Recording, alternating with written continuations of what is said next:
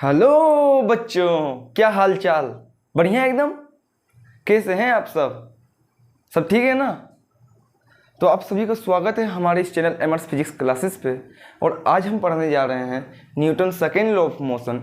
इसके पहले मैंने आपको बताया था कि मास क्या होता है, इनर्शिया क्या होता है, ठीक है। और उसके बाद मैंने आपको बताया था कि मोमेंटम क्या होता है, चेंज इन मोमेंटम के बारे में हम लोगों ने पढ़ा था। आज हम लोग पढ़ेंगे Newton second law of motion क्या होता है, ठीक है। अच्छा, आइए पहले हम लोग हेडिंग देते हैं Newton second law of motion का डेफिनेशन देखते हैं। उसके बाद Newton second law of motion को समझते हैं। उसके बाद हम लोग कुछ न्यूमेरिकल्स देखेंगे, ठीक है। आज का न्यूमेरिकल्स बहुत बढ़िया होने वाला है और मैं आपको इस बात की गारंटी दे सकता हूं कि आपको Newton second law of motion आज बहुत ही बढ़िया से समझ में आने वाला है। आज का हम लोग का टॉपिक है न्यूटन्स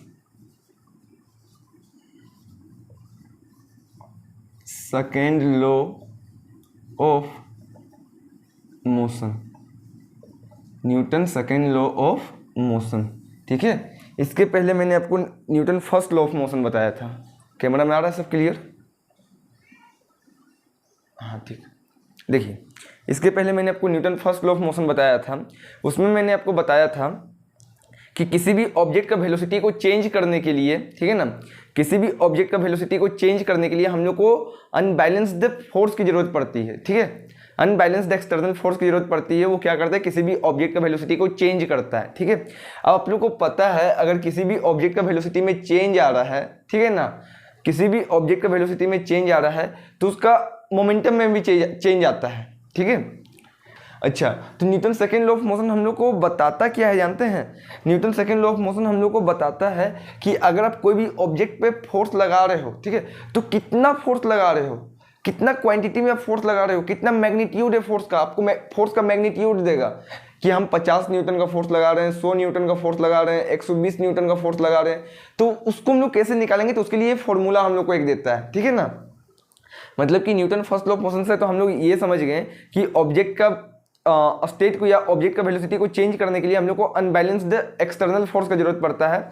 लेकिन Newton second law of motion में हम लोग ये समझेंगे कि अगर हम कोई ऑब्जेक्ट पे फोर्स लगा रहे हैं तो कितना अमाउंट में फोर्स लगा रहे हैं, कितना क्वांटिटी का फोर्स लगा रहे हैं, कितना मैग्नीट्यूड का फोर्स लगा रहे हैं, हम लोग को वो सब पता चलने वाला है आज, ठीक है। तो आइए हम लोग डेफिनेशन लिखते हैं इसका। It states that the rate of change of momentum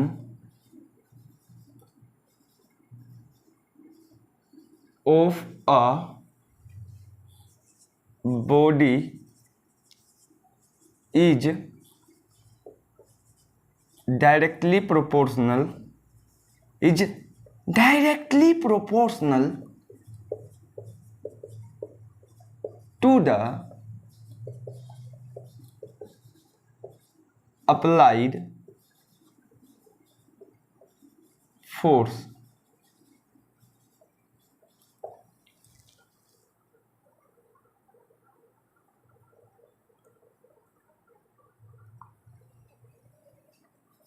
And the change takes place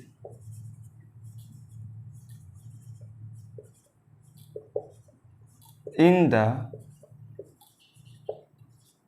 direction of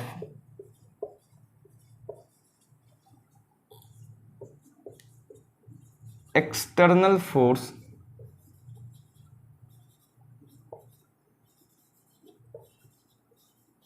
applied. Newton second law of motion क्या बोलता है? It states that the rate of change of momentum of a body is directly proportional to the applied force and the change takes place in the direction of external force applied. आपको क्या चाहिए? Change of momentum. क्या चाहिए? Momentum में change चाहिए, ठीक है। तो मोमेंटम में चेंज लाने के लिए क्या कर सकते हैं? मोमेंटम का फॉर्मूला क्या होता है? मास इनटू वेलोसिटी, यही ना होता है। मैं आई बटन में आपको लिंक दे दूंगा, आप जाके देख सकते हो, ठीक है। देखो, मोमेंटम इज इक्वल होता है मास इनटू वेलोसिटी। तो मोमेंटम में चेंज कब आएगा? जब आप मास को चेंज कर दो, या तो मास को चेंज करो या वेलोसिटी को चेंज करो, मास को बढ़ा दो या मास को घटा दो तो भी मोमेंटम चेंज हो जाएगा, वेलोसिटी को बढ़ा दो वेलोसिटी को घटा दो तो भी मोमेंटम चेंज हो जाएगा, या दोनों को बढ़ा दो या दोनों को घटा दो तो भी मोमेंटम चेंज हो जाएगा। ठीक, अच्छा देखो एक चीज़ याद रखो कि मोमेंटम में चेंज तो लाना है लेकिन जल्दी लाना है। मतलब क्या बोले कि मोमेंटम में चेंज तो चाहिए लेकिन जल्दी भी चाहिए। ठीक है, तब हम बोलेंगे कि वो क्या होगा कि फोर्स जो होगा डायरेक्टली जो rate of change of momentum होगा वो डायरेक्टली प्रोपोर्शनल होगा फोर्स का। मतलब कि मोमेंटम में चेंज तो चाहिए लेकिन जल्दी से चेंज चाहिए। जैसे मान लीजिए कि मैं बाइक चला रहा हूँ, ठीक है, मैं बाइक चला रहा हूँ, मैं बाइक का अपना स्पीड को 0 से 100 लेके गया, ठीक है, और मुझे 0 से 100 अपने बाइक का स्पीड को लेने में 1 मिनट लगा, ठीक है, और मेरे दोस्त ने बाइक का स्पीड को 0 से 100 लेके गया, ठीक है ना, और उसको बाइक का स्पीड को 0 से 100 लेने में 10 सेकेंड लगा, ठीक है, मुझे 1 मिनट लगा यानी कि 60 सेकेंड लगा, और वही मेरे दोस्त को कितना लगा, 10 सेकेंड लगा। तो अब बताइए कि किसने अपने बाइक के स्पीड को जल्दी से चेंज किया, किसका जो रेट है मोमेंटम को चेंज करने का, किसका रेट ज़्यादा है, मेरा या मेरा दोस्त का। तो ऑब्वियस सा बात है, जब मेरा दोस्त 10 सेकेंड में 0 से 100 का स्पीड को चेंज कर रहा है तो मेरा जो दोस्त होगा वो अपना मोमेंटम को जल्दी चेंज कर रहा है। क्यों? क्योंकि उसका वेलोसिटी जो है जल्दी जल्दी चेंज कर रहा है, ठीक है ना, तो उसका जो rate of change of momentum होगा वो ज़्यादा होगा और जो मेरा rate of change of momentum होगा वो कम होगा। जैसे इसका आप फॉर्मूला देख लो, जो फोर्स होगा वो डायरेक्टली प्रोपोर्शनल होगा, यहाँ से लिख सकते हो, जो फोर्स होगा, ठीक है ना, वो डायरेक्टली प्रोपोर्शनल होगा change of momentum divided by time का। मोमेंटम में चेंज तो चाहिए लेकिन जल्दी चाहिए। जो मोमेंटम में चेंज हमको जल्दी ला के देगा तो हम बोलेंगे कि हाँ फोर्स ज़्यादा है। क्यों? क्योंकि यहाँ देखो, हाँ यहाँ पे ऐसे समझ सकते हो, जैसे इसे समझ लो, जैसे फोर्स है और ऐसे करके है और यहाँ पर चेंज ऑफ मोमेंटम है, ठीक है। डेल्टा पी का मतलब होता है, डेल्टा का मतलब होता है चेंज, ठीक है, कहीं भी आपको डेल्टा देखने के लिए मिले इसको हम लोग डेल्टा बोलते हैं और इसका मतलब होता है चेंज, ठीक है। अगर इस तरह से साइन दिया हुआ रहेगा, ठीक है, तो हम लोग इसको बोलते हैं डायरेक्टली प्रोपोर्शनल, मतलब खून का रिश्ता। अगर आप इसको बढ़ा रहे हैं तो ऑटोमेटिक है कि ये भी आपका बढ़ेगा, ठीक है, और अगर आप इसको घटा दे रहे हैं तो ये भी आपका घटेगा, ठीक है। इसको हम लोग खून का रिश्ता बोलते हैं। और एक होता है दुश्मनी का रिश्ता, ऐसे। अगर आप इसको बढ़ा रहे हैं तो फिर आपका ये घट जाएगा, ठीक है, इसको दुश्मनी का रिश्ता बोलते हैं, ठीक है। अगर आप एक को बढ़ाओ तो दूसरा घट जाएगा, और अगर आप इसको घटा रहे हो तो ये आपका बढ़ जाएगा, ठीक है। इसको खून का रिश्ता बोलते हैं और इसको दुश्मनी का रिश्ता बोलते हैं। हम लोग अगर ये जनरल लैंग्वेज में बात करें तो ये डायरेक्टली प्रोपोर्शनल हो जाएगा और ये इन्वर्सली प्रोपोर्शनल हो जाएगा। डायरेक्टली प्रोपोर्शनल का मतलब होता है कि आप एक बढ़ाओ तो दूसरा ऑटोमेटिक बढ़ेगा, एक को घटाओ तो दूसरा ऑटोमेटिक घटेगा। और इन्वर्सली प्रोपोर्शनल का मतलब होता है कि एक को बढ़ाओ तो दूसरा घटेगा, एक को घटाओ तो दूसरा बढ़ जाएगा, ठीक है। अच्छा देखिए, ये समझ में आया ना कि सेकेंड लॉ ऑफ मोशन क्या बोलता है कि जब आप फोर्स अगर हम कोई भी ऑब्जेक्ट पे फोर्स लगा रहे हैं तो हमको मोमेंटम में चेंज चाहिए। चलो मोमेंटम में चेंज आ गया, लेकिन सिर्फ मोमेंटम में चेंज लाने से काम नहीं चलेगा। मोमेंटम में चेंज हमको लाना है, जल्दी लाना है, ठीक है। जो मोमेंटम में चेंज जल्दी लेके आएगा तो हम बोलेंगे हाँ उसने बढ़िया फोर्स लगाया, ठीक है। जो मोमेंटम में चेंज जल्दी लेके आएगा तो हम बोलेंगे कि हाँ उसने बढ़िया फोर्स लगाया, ठीक है। जैसे हो जाएगा F directly proportional delta P divided by T. ये आप क्या बता रहे हैं, हम लोग को तो स्कूल में दूसरा पढ़ाया गया है। हम लोग को स्कूल में F is equal to m a पढ़ाया गया है, और ये आप क्या लेके आए हैं, ठीक है, वही अभी आएगा। देखिए ना, अभी इसको सॉल्व करते हैं। F इज इक्वल टू के delta P divided by T. अच्छा एक चीज़ ये समझिएगा कि इसको हम प्रोपोर्शनैलिटी का साइन बोलते हैं, ठीक है। अगर ये यहाँ से अगर ये प्रोपोर्शनैलिटी का साइन हटेगा तो इसके बदले एक कॉन्स्टेंट आता है, ठीक है। वो कॉन्स्टेंट को हम लोग के मान लिए, ठीक है। न्यूटन ने जब इसको डिफाइन किया होगा तो न्यूटन को लगा होगा कि यहाँ पर कुछ कांस्टेंट आएगा, ठीक है। लेकिन फिर बाद में उन्होंने जब इसको आगे एक्सप्लेन किया तो इन्होंने क्या किया कि के का वैल्यू को 1 ले लिया, ठीक है। इनको लगा कि कांस्टेंट आएगा, लेकिन फिर बाद में जब एक्सप्लेन किया, जब बाद में और आगे इन्होंने डिटेल में गया तो इनको समझ में आया कि अच्छा नहीं, यहाँ पर कोई कांस्टेंट नहीं आएगा, तो के का वैल्यू इन्होंने 1 पुट कर दिया। तो एफ इज इक्वल टू हो गया delta P divided by T. अच्छा तो एफ इज इक्वल टू, अच्छा डेल्टा पी का मतलब क्या, डेल्टा पी का मतलब मैंने आपको बताया कि चेंज, यानी कि P final minus P initial, final momentum minus initial momentum, यही ना चेंज बताया। चेंज का मतलब क्या कि शुरू में आपका मोमेंटम कितना था, ठीक है ना, और फिर बाद में मोमेंटम कितना हुआ, तो final momentum minus initial momentum हम लोग को करना है और divided by T. Final momentum मान लो कि m, मान लो फाइनल मोमेंटम में था तो शुरू में वेलोसिटी u था और फिर बाद में आपका वेलोसिटी मान लो कि v हो गया, ठीक है। तो यहाँ पर हो जाएगा फाइनल मोमेंटम हो गया आपका mv और जो इनिशियल मोमेंटम था वो हो गया आपका mu और डिवाइडेड बाय t। समझ में आया? यहाँ पर फाइनल मोमेंटम हम लोग mv लिए हुए हैं और जो इनिशियल मोमेंटम है उसको mu लिए हुए हैं। शुरू में मान लो कोई ऑब्जेक्ट था, उसका वेलोसिटी u था, उस पर फोर्स लगा तो उसका वेलोसिटी u से बढ़ के v हो गया, ठीक है। तो यहाँ से F is equal to m को कॉमन कर सकते हैं और v माइनस u और डिवाइडेड बाई t। और आप लोग को पता होगा कि v minus u divided by t, उसको हम लोग एक्सलरेशन बोलते हैं, rate of change of velocity is called acceleration. तो F is equal to mass into acceleration, देखो आ गया। समझ में आया? कोई दिक्कत नहीं यहाँ तक? आगे बढ़ते न्यूमेरिकल्स देखते हैं, ठीक है। इसका फोटो खींच लीजिए, टिप लीजिए, इसको मिटा दे, ठीक है, मिटा रहे।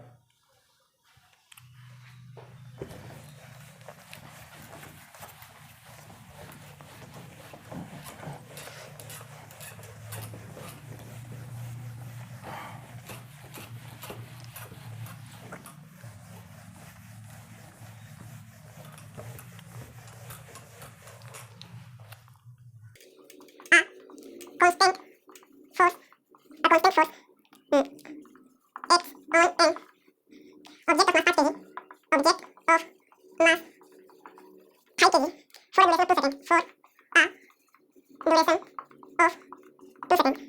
It increases the object, it increases the object velocity from 3 meters per second to 7 meters per second. Find the magnitude of applied force. Find the magnitude of the applied force. Now if the force was applied for a duration of 5 seconds, what would be the final velocity of the object? देखिए, पता नहीं बच्चा लोग को numericals में इतना डर क्यों लगता है, कुछ खास तो ये इसमें है नहीं। देखिए क्या बोल रहा है कि a constant force act on an object of mass 5 kg। पहले क्या बोल रहा है, क्या दिया हुआ है उसको लिख लीजिए, ठीक है ना। क्या दिया हुआ है उसको लिख लीजिए, आंख बंद करना है, लिखना है गिवन डेट, ठीक है। क्या दिया हुआ है सो देखिए, क्या बोल रहा है कि a constant force act on an object of mass 5 kg for a duration of 2 second, ठीक है। कोई ऑब्जेक्ट जिसका मास 5 kg है, ठीक है ना, उस पर फोर्स लग रहा है कितने सेकेंड के लिए? 2 सेकेंड के लिए। टाइम आपका है 2 सेकेंड, ठीक है। 2 सेकेंड के लिए फोर्स लग रहा है, तो it increases the object velocity from 3 metre per second to 7 metre per second. तो शुरू में उसका वेलोसिटी था 3 मीटर पर सेकेंड, ठीक है। लेकिन जब उस पर 2 सेकेंड के लिए जब फोर्स अप्लाई किया गया, कितना फोर्स अप्लाई किया गया हमको नहीं पता, ठीक है ना, बस 2 सेकेंड के लिए कोई कांस्टेंट फोर्स अप्लाई किया गया तो उसका वेलोसिटी बढ़ के हो गया 7 मीटर पर सेकेंड। कोई दिक्कत यहाँ तक नहीं? तो आपको क्या बोल रहा है कि find the magnitude of the applied force. तो कितना फोर्स हम लोगों ने अप्लाई किया उसका वैल्यू बताइए। तो F is equal to question mark, आप लोग को बताना है कितना फोर्स अप्लाई हुआ। तो आप लोग को पता है F is equal to mass into acceleration, ठीक है। लेकिन यहाँ पर F is equal to mass into acceleration, यहाँ पर तो आप लोग को मास दिया हुआ है लेकिन एक्सलरेशन नहीं दिया हुआ है, ठीक है। तो देखिए एक्सलरेशन का भी फॉर्मूला आप लोगों को पता है कि v minus u by T होता है, ठीक है। अभी मैंने आप लोग को जब F is equal to m a proof करा था तो आप उसमें देख सकते हैं, आप हल्का से पीछे जाके देख लीजिएगा कि वहाँ पर मैंने पहले F is equal to m v minus u by t लेके आया था, उसके बाद मैंने v minus u by t को एक्सलरेशन किया था, ठीक है। अब यहाँ से देखिए आपको मास पता है 5, फाइनल ये आपका फाइनल वेलोसिटी होगी, ये आपका इनिशियल वेलोसिटी हो गया। फाइनल वेलोसिटी आपको पता है 7, इनिशियल वेलोसिटी पता है 3 और आपको टाइम भी पता है कितना 2, ठीक है ना। अब यहाँ से हो जाएगा आपका force is equal to 5 into 4 divided by 2, तो 2 से 2 कट गया, तो F इज इक्वल टू आपका आ गया 10 न्यूटन।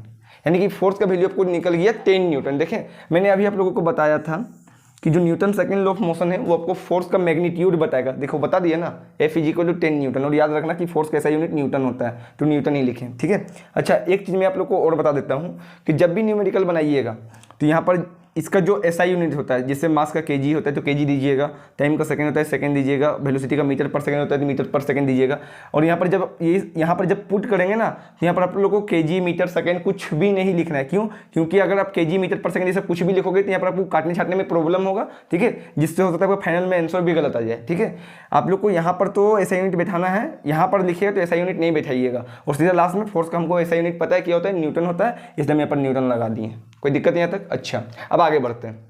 बोल रहा है कि now if the force was applied for a duration of 5 second what would be the final velocity of the object.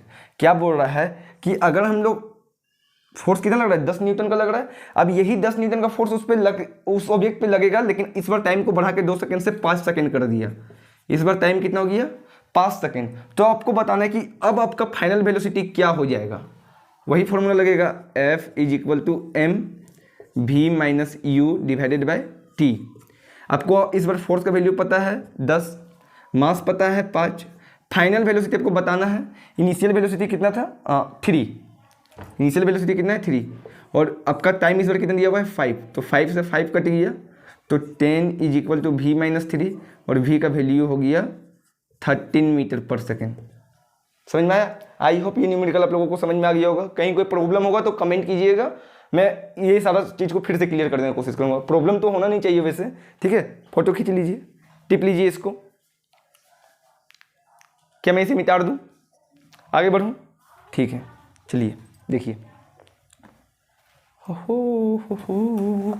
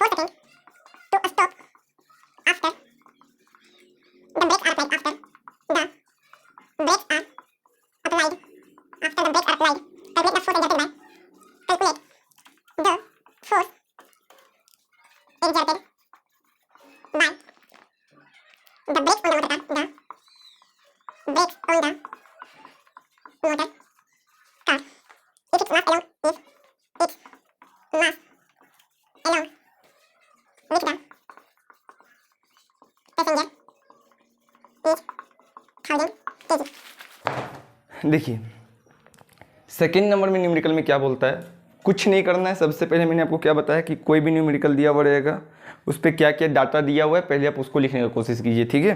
तो हम यहाँ पर गिवन डेट करके लिखेंगे, ठीक है। देखिए यहाँ पर हम लोग लिखेंगे गिवन डेट।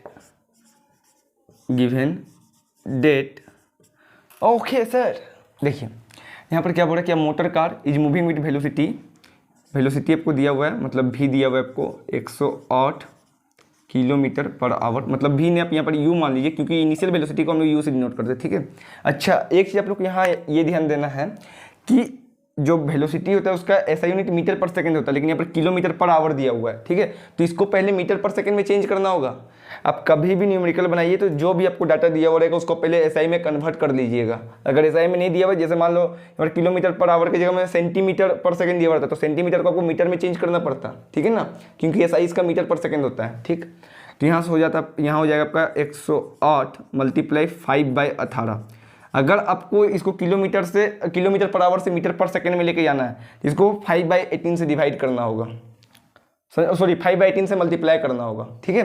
5/18 से मल्टीप्लाई क्यों करना होगा, समझ लो। यहाँ पर देखो किलोमीटर से किस में जाना है, मीटर में, तो 1 किलोमीटर इक्वल टू 1000 मीटर होता है।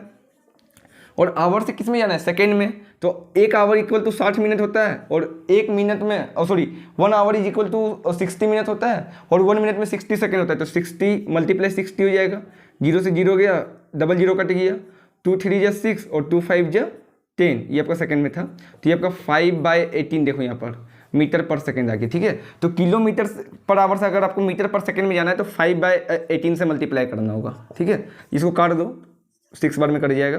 तो यहाँ आपका वेलोसिटी आ गई 30 मीटर पर सेकेंड, ठीक है। और देखो क्या बोल रहा है उसके बाद कि वेलोसिटी इतना था, उसके बाद क्या करता है कि जो ड्राइवर है वो ब्रेक अप्लाई करता है, उसको रोकना होगा, पैसेंजर को उतारना होगा, कुछ भी करना होगा, तो वो क्या करता है, ब्रेक अप्लाई करता है। और जब ब्रेक अप्लाई करता है तो टाइम वो 4 सेकंड लगाता है ब्रेक को अप्लाई करते करते, मतलब उसको 4 सेकंड लगता है, ठीक है। जो टाइम लगता है 4 सेकंड लगता है, तो जो बस रहता है वो जो मोटर कार रहता है वो रुक जाता है, स्टॉप हो जाता है, ठीक है। तो यहाँ पर आपका फाइनल वेलोसिटी हो जाएगा 0 मीटर पर सेकंड। क्यों? क्योंकि स्टॉप हो जाता है, रुक जाता है, यानी कि रेस्ट में आ जाता है। तो फाइनल वेलोसिटी कितना हो गया, 0 मीटर पर सेकंड। और जो आपको टाइम लग रहा था वो 4 सेकंड लग रहा था, ठीक है।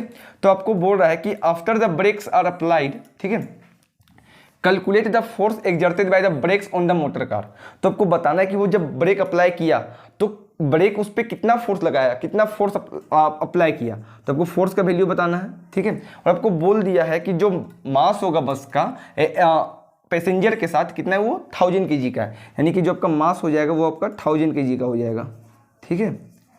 फॉर्मूला लगाओ, F = m v - u divided by t।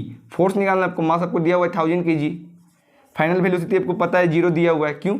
क्योंकि बस स्टॉप ना हो गया है, बस स्टॉप हो गया कहने का मतलब वो कि बस रुक ना गया, रेस्ट में आ गया ना। और जो आपका u है यानी कि इनिशियल वेलोसिटी जो है वो 30 मीटर पर सेकेंड है। और जो आपको टाइम दिया हुआ है वो कितना दिया हुआ है, कितना कितना कितना 4 सेकेंड, ठीक है। इसको अगर आप कट करोगे तो 250 बार में कट हो जाएगा। और यहाँ से अगर आप इसको मल्टीप्लाई करोगे तो -7500 न्यूटन आ जाएगा फोर्स का वैल्यू, इतना। मतलब कि जो ब्रेक अप्लाई करे तो उस पर फोर्स लग रहा है -7500 न्यूटन का। अच्छा, अब बोलेगा कि यहाँ क्या हो गया सर, यहाँ पर माइनस कैसे आ गया। देखिए, अब हम लोग फोर्स अप्लाई कर रहे हैं, ठीक है ना। तो फोर्स क्या करता है, कोई भी ऑब्जेक्ट का वेलोसिटी को या तो बढ़ा देता है या फिर कोई भी ऑब्जेक्ट का वेलोसिटी को घटा देता है, यही ना करता है। तो यहाँ पर क्या हुआ कि जो वेलोसिटी था मोटर का, जो मोटर ये क्या था, मोटर कार था, ठीक है ना, उसका जो वेलोसिटी था वो कुछ ज़्यादा था। मतलब मान लो कि कुछ वेलोसिटी होगा 20 मीटर पर सेकंड, 30 मीटर पर सेकंड, कुछ होगा उसका वेलोसिटी। अब उसका वेलोसिटी को वो क्या किया, 20 मीटर पर सेकंड या 30 मीटर पर सेकंड से जीरो में लाया, यानी कि उसका वेलोसिटी का वो क्या कर रहा था, अपोज कर रहा था। और इसी ब्रेक जब अप्लाई किए तो क्या हुआ कि उसका वेलोसिटी का अपोज कर रहा है, वेलोसिटी बढ़ने की जगह उसका वेलोसिटी को घटा रहा है, और वेलोसिटी को घटा रहा है, इसीलिए यहाँ पर आपका नेगेटिव साइन आया। नेगेटिव साइन यही बता रहा है कि ये जो हम लोग ब्रेक अप्लाई किए हैं वो जो मोटर कार उसका वेलोसिटी को क्या कर रहा है, डिक्रीज करने का काम कर रहा है, इसलिए नेगेटिव साइन आया, ठीक है। इसके पहले जो मैंने आपको न्यूमेरिकल बताया उसमें देखिएगा नेगेटिव साइन नहीं आया था, उसमें पॉजिटिव साइन आया था। क्यों? क्योंकि वहाँ पर जो वेलोसिटी था वो इंक्रीज कर गया था, ठीक है ना। कितना से वेलोसिटी इंक्रीज किया था, जो वेलोसिटी था वो 3 मीटर पर सेकंड से 7 मीटर पर सेकंड हो गया था, हुआ था ना। वहाँ पर वेलोसिटी आपका फाइनल वेलोसिटी इंक्रीज कर रहा था, लेकिन यहाँ पर आपका फाइनल वेलोसिटी देखिए डिक्रीज होते होते 0 हो गया है। डिक्रीज क्या हुआ है, पूरा खत्म हो गया, 0 हो गया, रेस्ट में आ गया है, ठीक है। आई होप आप लोगों को सेकंड वाला न्यूमेरिकल भी समझ में आ गया होगा। इसका फोटो ले लीजिए, ठीक है, ले लिए, ठीक है, मिटा देते हैं। अच्छा ठीक है, देखिए, अच्छा यहाँ पर एक चीज़ हमको और बताना है। जैसे मान लीजिए कि जो क्रिकेटर रहता है, जो क्रिकेट खेलता है, ठीक है ना, जो प्लेयर लोग रहता है, मान लो कि ऊपर से बॉल आ रहा है, ठीक है। तो जब ऊपर से बॉल आता है तो देखिए कि जो प्लेयर लोग रहता है, क्रिकेटर लोग रहता है, वो क्या करता है, बॉल को कैच करता है ना, तो कैच करके पकड़ के यहाँ से पकड़ के वो उसको धीरे धीरे अपना हाथ को पीछे करता है ना। अपना हाथ में यहाँ पकड़ा, बॉल का कुछ वेलोसिटी होगा, वेलोसिटी को धीरे धीरे कम करते करते अपना हाथ को पीछे खींचता है। क्यों पीछे खींचने का कारण यही है क्योंकि वहाँ पर जो प्लेयर रहता है उसको F = ΔP / T ये पता रहता है। वो जब वो बॉल को जब कैच करता है और उसको पीछे खींचता है ना, तो वो क्या करता है, टाइम को बढ़ा देता है। और टाइम जितना ज़्यादा होगा फोर्स का वैल्यू उतना ही कम होगा। अगर मान लो उधर से बोला है और मैंने एकदम शाहरुख खान बन के से बॉल को पकड़ लिया, ठीक है ना, तो क्या होगा, मेरा हाथ ऐसे करके टूट जाएगा, ठीक है ना। मान लो बहुत स्पीड से बॉल आ रहा है, सीजन बॉल आ रहा है, ठीक है ना, जो MS धोनी सब खेलता है, ठीक है, वो बॉल अगर आ रहा है और मैंने ऐसे करके शाहरुख खान बन के अगर पकड़ने का कोशिश किया तो क्या होगा, आके लगेगा धप, ठीक है। और जब लगेगा तो मेरा हाथ ऐसे करके टूट भी सकता है, ठीक है। और अगर मैंने वही बॉल को अगर यहाँ से कैच करते हुए हाथ को पीछे ले जाते हुए, अगर हाथ को पीछे ले जाते हुए मैंने बॉल को रोका तो मुझे उतनी चोटें नहीं आएगी। क्यों? क्योंकि जब मैंने उसे बॉल को ऐसे शाहरुख खान बन के रोकने की कोशिश किया तो क्या हुआ कि टाइम कम लगा, और टाइम जैसे ही कम लगेगा ना फोर्स बढ़ जाएगा। और मैंने जब बॉल को पकड़ के पीछे हाथ किया तो टाइम मैंने बॉल को रोकने में मैंने काफ़ी टाइम लगाया, और जब मैंने बॉल को रोकने में काफ़ी टाइम लगाया तो ये जो फोर्स का जब टाइम लगाया तो मैंने जब टाइम को बढ़ाया तो फोर्स क्या हो गया, ऑटोमेटिक घट गया। क्यों? क्योंकि मैंने आपको बताया कि फोर्स और टाइम में जो रिलेशन है वो इन्वर्सली रिलेशन है, यानी कि ये दोनों एक दूसरे का दुश्मन है। अगर मैं टाइम को बढ़ा दूँ तो फोर्स का वैल्यू घट जाएगा। इसलिए मैं जब अपने हाथ को पीछे लेके जाता हूँ तो मुझे कम चोटें लगती है, और जब मैं शाहरुख खान बनने का कोशिश करता हूँ तो मेरा हाथ टूट भी सकता है, ठीक है, आई होप आप लोगों को वीडियो पसंद आया होगा। ठीक है, आज के लिए यहीं तक रहने देते हैं। नेक्स्ट लेक्चर में हम लोग देखेंगे Newton third law of motion. ठीक है, थैंक यू।